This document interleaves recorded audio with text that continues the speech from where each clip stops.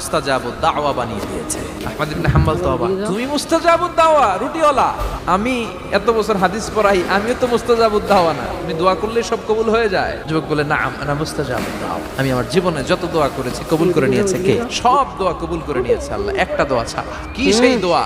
যুবক এবার বলতে শুরু করলো, আমার জীবনে যে দোয়াটা আল্লাহ কবুল করে নাই সেটা হচ্ছে আমি আল্লাহর কাছে অনেক চেয়েছি, অনেক দোয়া করেছি যে আল্লাহ শুনেছি এই জামানার সবচেয়ে বড় মুহাদ্দিস, তার নাম নাকি ইমাম আহমদ ইবনে হাম্বল, আল্লাহ তোমার কাছে আমার চাওয়া আমি যেন এই ইমাম আহমদ ইবনে হাম্বলের দেখে মরতে পারি।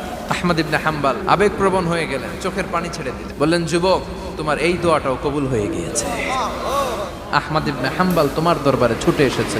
যুবক চোখের পানি ছেড়ে দেয়, যুবক চিৎকার মেরে ইমাম আহমদ ইবনে হাম্বলকে জড়িয়ে ধরে, হাতে হাত রেখে মুসাফা করে, কপালের মধ্যে চুমু খায় আর আল্লাহর শুকরিয়া করে বলে, ও ইমাম আসলে এই দোয়াটাও আল্লাহ আজকে কবুল করে নিল।